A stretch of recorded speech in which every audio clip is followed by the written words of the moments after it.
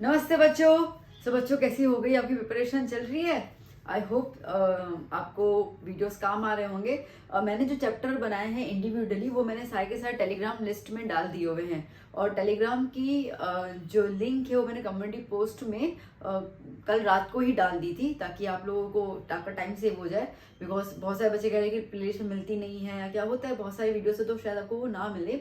तो इसके लिए मैंने सारी की सारी प्लेलिस्ट जितनी भी वीडियोस थी सेक्शन वाइज भी हैं आगे और बना भी रही हूँ, और उसके अलावा जो इंडिविजुअल चैप्टर की मैंने बनाई हुई है वो सारी की सारी इंपॉर्टेंट वीडियोस मैंने प्लेलिस्ट में टेलीग्राम लिंक में मैंने डाल के रखी है। तो प्लीज बच्चा वो वाली लिंक आप ज्वाइन कर लीजिए। टेलीग्राम अगर नहीं है तो it takes only 2 to 3 minutes to download ना, वो क्या बोलते हैं अपने प्ले स्टोर में से आप कर सकते हो।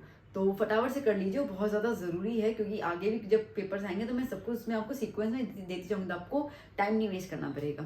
तो चलिए आप उसको देख लीजिए। और मैं बहुत सारे कमेंट्स है कि ये डालिए, I am trying my best. आज आपके साथ मैं भी रात जाग कर आपको सारी चीज़ें प्रोवाइड कर रही हूँ, तो आपको मैं बीच में नहीं छोड़ूंगी, मैं कोई गद्दारी नहीं करूँगी, तो मैं आपका पूरा साथ दे रही हूँ।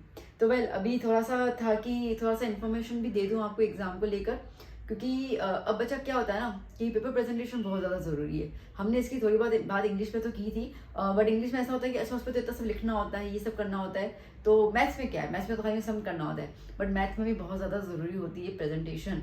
क्योंकि बेटा क्या होता है ना कि देखो, अगर 100 मार्क का आपका जो एफर्ट होता है 100 मार्क्स के लिए, तो आपका 40% नॉलेज काम आता है, 60% आपका दिखावा काम आता है, प्रेजेंटेशन काम आता है। ठीक है, तो बहुत ज़्यादा ज़रूरी होता है मैथ के अंदर भी।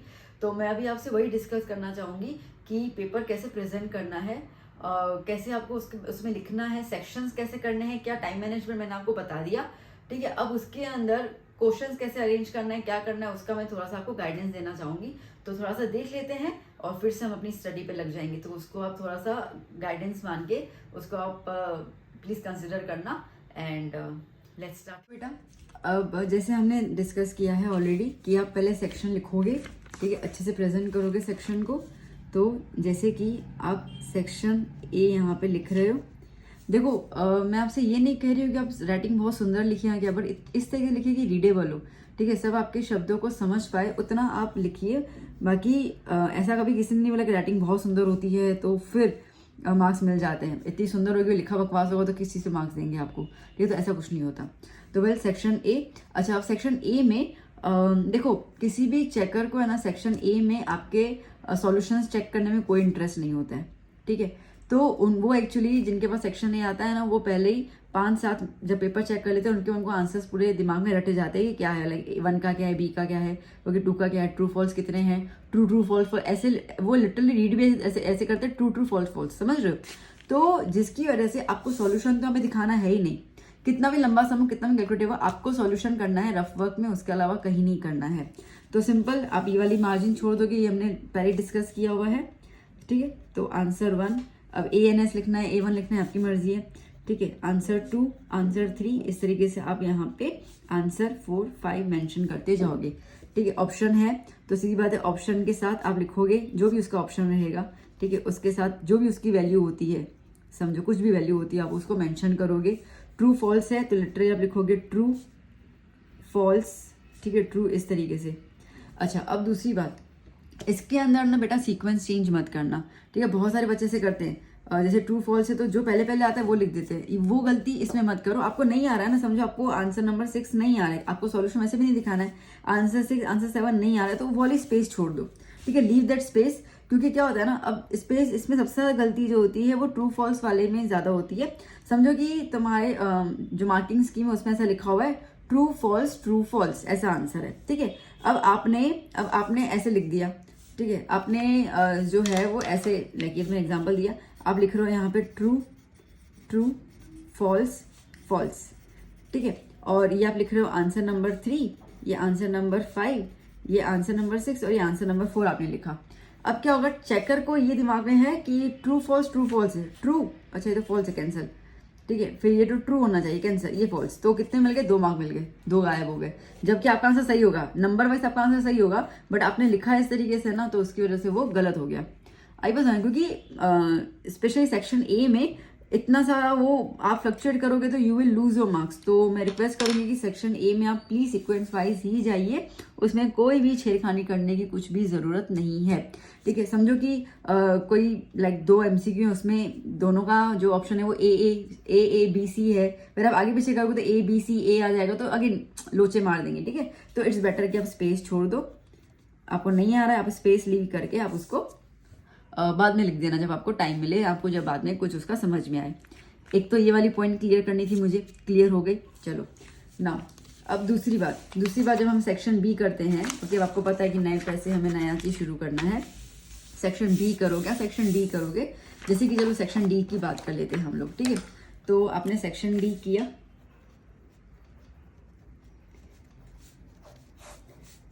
ओके, अब सेक्शन डी के अंदर आपने सेक्शन डी के अंदर आंसर नंबर लिखा है, यहाँ पर आंसर नंबर 51। ठीक है, वो आपने लगा दिया है यहाँ पे। सो अब आंसर नंबर 51 है। ठीक है, आपने सॉल्व किया है। इसके अंदर अगर समझो ये आंसर नंबर 51, इसके अंदर अगर चैप्टर सरफेस या वॉल्यूम या कुछ भी है, उसका कोई डायग्राम है, तो लिटरली बेटा पेंसिल से आप वो डायग्राम बनाओगे, या तो फिर चैप्टर नंबर 9 जो होता है, ठीक है, उसका लिटरली आप डायग्राम बनाओगे। अब हम लोग मैम क्या जरूरत है, हमको सब आता तो है। देखो तुमको सब आता है, बट क्या हमको ये लेके चलना है कि एग्जामिनर को कुछ भी नहीं आता। बात समझ में आ रही है? आपको यही लेके चलना है कि एग्जामिनर को कुछ भी नहीं आता, मुझे एग्जामिनर को हर एक चीज बच्चे की तरह बतानी है। तो आप ये पूरा का पूरा फिगर बनाओगे।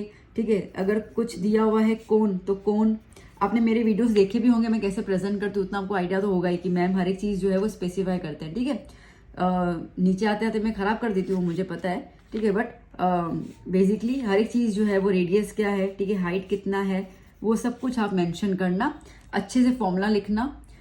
समझो इसमें क्या होता है ना कि अगर आपका आगे जाकर कुछ मिस्टेक हो भी जाती है तो आपको इतने मार्क्स मिलेंगे ना। अगर आपको यहाँ पर ऐसा है कि मुझे तो कुछ आता ही नहीं है इस चैप्टर के अंदर, कोई बात नहीं।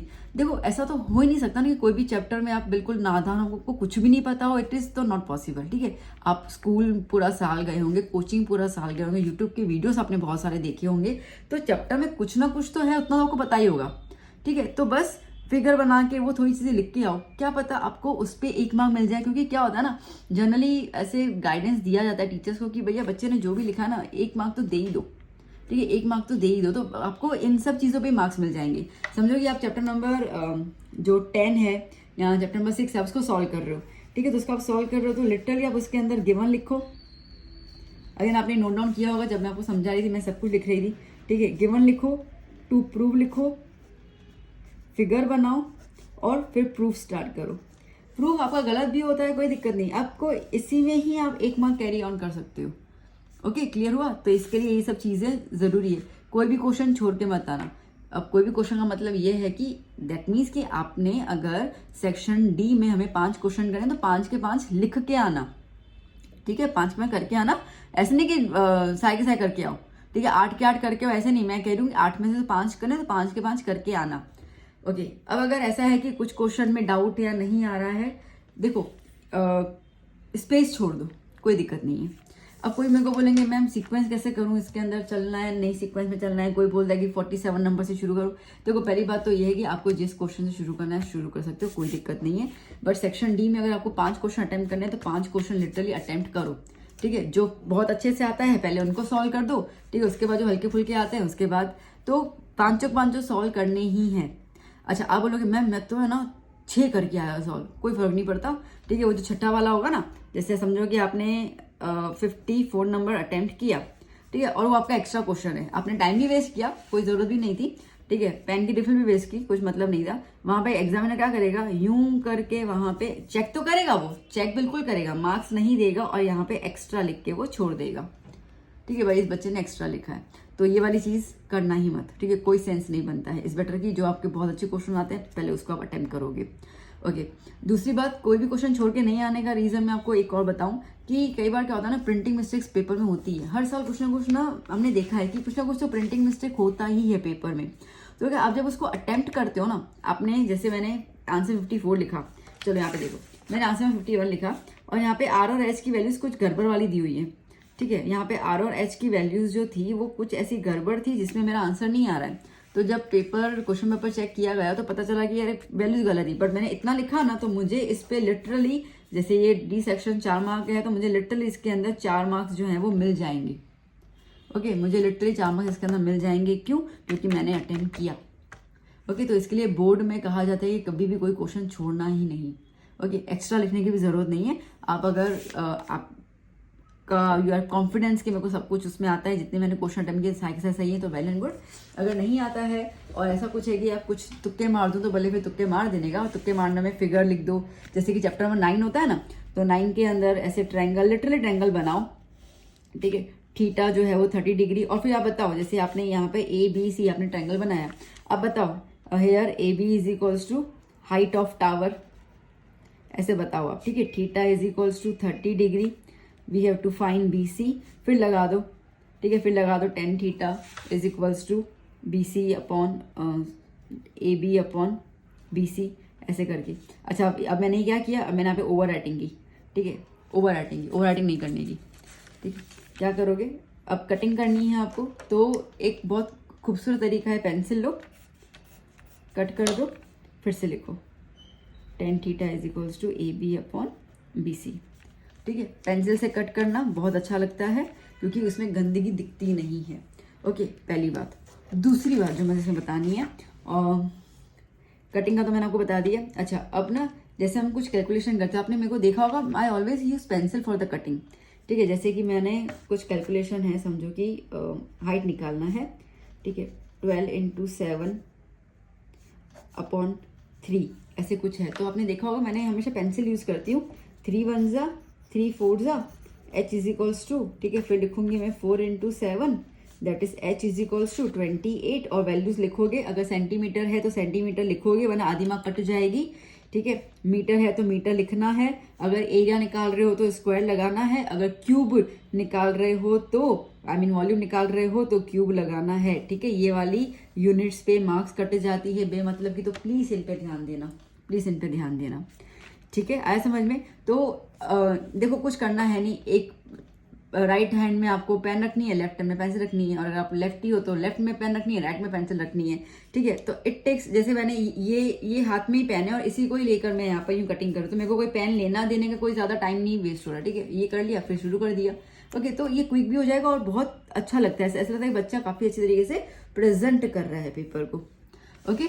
तो पॉइंट्स क्लियर हुई, तो चलो एक बार फिर से पॉइंट्स डिस्कस कर लेते हैं हम लोग। सेक्शन ए में ओके आपको सारे के सारे कैसे लिखने हैं, सीक्वेंस वाइज आंसर्स लिखने हैं, ठीक है। फिर कोई भी सेक्शन आप उठा लो, कोई भी सेक्शन आप जब उठाते हैं ABCD, ओके, उनके अंदर सेक्शन सीक्वेंस वाइज लिखो तो बहुत अच्छा है, नहीं भी है तो कोई दिक्कत नहीं है, ठीक है। पहले पहले जो प्रायोरिटी वाले क्वेश्चंस होंगे वो आप अटेम्प्ट कर लो, ओके। तो अब क्लियर हो जाएगा कि भाई अब 5 अटेम्प्ट करना, उसमें मैंने 3 लिख दिए, 3 तो बिल्कुल सही है, बाकी 2 पे फिर आप देखो कौन सा आपको बेटर अच्छे लगते हैं। तो प्रायोरिटी वाले क्वेश्चन पहले अटेम्प्ट कर लेना, जब भी आपके आंसर्स आए, ठीक है, आंसर्स जो भी हो उनको आप क्या कर लोगे, न्यू ब्लॉक कर दोगे आंसर्स को, भले पेन से ही करो, मैं पेंसिल की बात नहीं कर रही हूँ, ठीक है। जैसे एच आपका आया 8 सेंटीमीटर तो 8 सेंटीमीटर आपने लिख दिया, ओके। अगर आपके पास वर्ड प्रॉब्लम्स आते हैं, अगर आपके पास वर्ड प्रॉब्लम्स आते हैं तो उनका स्टार्टिंग स्टेटमेंट, मतलब कि सपोजिशन वाला होता है ना, लेट या सपोज करना, वो आप स्टार्टिंग में लिखोगे। अगर साल का है, ईयर्स का है, मतलब एज का है, तो आप लिटरली वहां पे लगाओगे सपोज x ईयर्स, ठीक है। अगर फ्रैक्शन है तो उसमें तो कोई ज़रूरत है नहीं फ्रैक्शन के अंदर, अगर कॉस्ट है तो रुपीस लगाओगे, ठीक है। वो सब चीज़ें बिल्कुल लगाओगे यहाँ पे, और बाद में कंक्लूजन स्टेटमेंट्स भी लिखोगे, क्या लिखोगे, कंक्लूजन भी लिखोगे। So thus the age of mother is 42 years, ऐसे करके पूरा का पूरा स्टेटमेंट लिखोगे जो पूछा गया है। स्पेशली सेक्शन C और D में ये बहुत ज़्यादा ज़रूरी है, क्योंकि उस पर भी देखो आधी मार्क इसमें मिलते हैं, आधी मार्क इसमें मिलते हैं, 1 मार्क तो आपको यहाँ पे मिल जाती है। क्लियर हुआ ये इतना, ठीक है। तो इस तरीके से आपको आंसर में बॉक्स में बनाना है, वर्ड प्रॉब्लम्स में आपको इस तरीके से लिखना है, ठीक है। जहां पर भी फिगर्स हो, okay, do draw the figures, ठीक है। फिगर्स आप ड्रॉ करेंगे ही करेंगे विथ इन्फॉर्मेशन, ठीक है। इन्फॉर्मेशन डालोगे तो उसमें आपको एक आधी मार्क, आधी तो मिलती नहीं, एक ही मिल जाती है, ठीक है। 1 1.5 मार्क तो आपको उसके अंदर आराम से मिल जाएगी। तो ये सारे पॉइंट्स कवर अप कर लिए हम लोगों ने। सेक्शन ए में ओके, नो सॉल्यूशन, वो जो अगर आपसे क्वेश्चन आंसर्स वाले पूछते हैं ना तो बात अलग है। बाकी MCQs, true false, fill in the blanks, ठीक है, इनमें कोई सॉल्यूशन दिखाने का कोई ज़रूरत नहीं है। तो याद करना, उसमें कोई सॉल्यूशन दिखाना ही नहीं है आपको ज़रा सा भी। सिर्फ क्वेश्चन आंसर्स जो आते हैं ना, अगर उसमें सॉल्यूशन बेस्ड कोई क्वेश्चन है तो इसमें दिखाना है, अदरवाइज कुछ नहीं दिखाना है। ओके, ऑलवेज राइट फॉर्मूलाज, मतलब ना लिटरली मुझसे बच्चे मेरे कोच में से पूछते हैं, जब टेस्ट देते थे ना, मैम फॉर्मूला लिखें क्या? अरे हाँ भाई लिखो, बहुत ज़रूरी है लिखना, ठीक है। फॉर्मूला पे ही तुमको आधी मार्क तो मतलब 1 मार्क तो आपको फॉर्मूला के ही वहाँ पे मिल जाते हैं। और दूसरी बात ये होता है कि फॉर्मूला जब आप लिखते हो तो आप भी थोड़ा सा दिमाग से क्लियर होते हो कि अच्छा ये वाली वैल्यूज डालनी है और ये सब करनी है, ठीक है। क्योंकि एग्जाम आप शायद इतना ज़्यादा अभी महसूस नहीं कर पाओगे, बट आप जब लिटरली कल एग्जाम हॉल में बैठे होंगे ना तो वो स्ट्रेस लेवल क्रिएट होता ही है। तो स्ट्रेस में फॉर्मूला दिमाग में कुछ और जा रहा है, लिखा कुछ और है, तो आप लिटरली जहाँ पे भी मतलब मैथ से तो फॉर्मूला तो यूज़ रहेगी, ठीक है। अच्छे से फॉर्मूलाज जो है वो आप मैंशन करोगे वहाँ पे। Am I clear? इतना समझ में आया, ठीक है। रफ वर्क कभी भी छत पे मत करना भाई। छत मतलब बहुत सारे बच्चे यहाँ पे रफ वर्क कर लेते हैं। अरे मैंने आपको बी उसमें इंग्लिश में बताया था कि यहाँ पे तो मार्किंग देनी होती है, ठीक है। तो यहाँ पे कोई रफ वर्क आप नहीं करोगे। Rough work always behind the supplementary, okay, मतलब शीट, सप्लीमेंट्री शीट, ओके। अब जैसे कि मैंने शीट कर दी उल्टी, तो ये वाला है, भले आप ये पूरे 2 पेज ले लो ना, कोई दिक्कत नहीं है, ठीक है, कोई कुछ नहीं बोलेगा। और ऐसे आप यहाँ पे रफ वर्क लिखोगे, ठीक है। और अच्छा, अब ना जब आपको रीडिंग टाइम तो उसमें आप क्या करना, इफ़ ये मैं एक अपना एक्सपीरियंस बता रही हूँ, ये उनके लिए स्पेशल रहेगा जो कैलकुलेशन बहुत अच्छे से कर लेते हैं और जिनकी स्पीड अच्छी है, ठीक है। तो मैं ये बोलूँगी कि रफ वर्क ना इसमें क्या करना, यूँ ऐसे करके लाइनें खींच लेना, ठीक है। तो इसमें क्या होता है ना कि कभी कोई टेबल, समझो आपने 13 की टेबल एक जगह पे लगाई, ठीक है, आपको कहीं वापस से 13 की टेबल लगाने की चांस है तो आपके पास टेबल लिखी होगी, आपको दोबारा से कैलकुलेशन करने की जरूरत नहीं पड़ेगी। प्लस कई बार क्या होता है ना, आप ना एक के ऊपर एक कैलकुलेट करते हो ना कैलकुलेशन, तो कई बार आपके खुद के ही जो नंबर से वो मिक्स हो जाते हैं आपस में, फिर आप क्लियर नहीं हो पाते हो कि मैंने 2 लिखा था या 4 लिखा था, ठीक है। तो इसके लिए अगर आप इस तरीके से सेक्शन बनाओ और फिर इसके अंदर कैलकुलेशन करो, ये जस्ट मेरी एक सजेशन है, ठीक है। तो आप थोड़े से क्लियर रहोगे। डू ट्राई इट, अगर आपको ठीक लगता है, अगर आपकी स्पीड बहुत अच्छी है तो आई से कि इसको आप ज़रूर ट्राई करना, तो बहुत ज़्यादा क्लीन पेपर रहेगा। और प्लीज़ पेपर को क्लीन ही रखना, जो भी है वो पीछे की तरफ काम करना, ठीक है। पीछे में कोई मार्क्स नहीं करते हैं, आगे की तरफ कोई भी कट्टम कुट्टी कुछ भी कैलकुलेशन, अरे छोटा सा ही तो है, ठीक है, छोटा सा ही तो मैं यहीं पे कर लेता हूँ, 12 × 13 कितना होगा, अरे पर नहीं करना है यहाँ पर, ठीक है। यहाँ पे कुछ भी नहीं करना है, जो भी करना है पीछे की तरफ करोगे। अब उसके अलावा बहुत सारे स्कूल्स में भी कहा जाता है बच्चों को कि भाई आप ना यहाँ पे लाइनें खींच लो, ठीक है। जैसे कि मैं यहीं पे ले, why should I waste my page, ठीक है। अब ऐसे बोलते हैं कि भाई यहाँ पे आप लाइनें खींच लो। देखो खींचना है तो ठीक है, इस तरीके से आप खींच सकते हो लाइनें ऐसे करके, ठीक है। और जैसे कि क्या बहुत सारे बच्चे होते हैं उनको बार बार हैबिट नहीं होती कि हम पीछे अगर आगे गए पीछे अगर आगे गए, तो बहुत सारे बच्चे कैलकुलेशन वहीं करना पसंद करते हैं। कोई दिक्कत नहीं है, आप वहाँ पे कर सकते हो। बस ये है ना कि आपकी जो भी कलाकृति है ना, जो भी आप कर रहे हो वो सब यहीं पे आना चाहिए, वो चीज़ यहाँ पे फिर एंटर नहीं होनी चाहिए, मेन सम के साथ एंट्री नहीं करनी है, ठीक है। तो अब एक और कैलकुलेशन आप यहाँ पे इसको कर दो और हल्की मतलब नॉर्मली जैसे, ठीक है, आपने कैलकुलेशन किया तो ये आप कर रहे हो, कोई दिक्कत नहीं है, कर सकते हो यहाँ पर भी, ओके। यहाँ पे रफ वर्क लिखने की सेंस नहीं बनता, वो एग्जाम में पता चल जाता है, बट ये है कि ये चीज़ें यहाँ पे मेन आंसर पे कभी नहीं आनी चाहिए। तो अगर आपको इस तरीके से करना है, आप इस तरीके से भी कर लो, कोई इशू नहीं है इसके अंदर, ठीक है बेटा। तो ये बेसिकली मैंने फील किया है ड्यूरिंग द चेकिंग, तो वो सब मैंने चीज़ें आपके साथ डिस्कस कर ली। तो आई होप आपको ये प्रेजेंटेशन का थोड़ा सा सही लगा, ठीक है। ये सारे पॉइंट्स प्लीज़ स्क्रीनशॉट ले लो, ठीक है। तो 1-2 बार सुबह देख के जाना कि मैंने क्या क्या दिया हुआ है। तो ये सारे के सारे पॉइंट्स को ध्यान में रखकर पेपर ज़रूर लिखना। बाकी टाइम मैनेजमेंट मैंने आपको ऑलरेडी बता दिया है। आई होप आपको वो वीडियो सही लगा होगा। चलिए अब मिलते हैं नेक्स्ट वीडियो में। अब मुझे बहुत सारी शिकायतें भी आ रही है, ये सबमिट नहीं किया, वो सबमिट नहीं किया, तो I am trying my best और मैं आपको हर एक चीज़ प्रोवाइड कर रही हूँ। ऑल द बेस्ट बच्चा, मिलते हैं कल। नहीं, मैं तो अभी आपको टाइम देती जाऊँगी। मिलते हैं हम लोग लेक्चर्स के अंदर। Bye bye.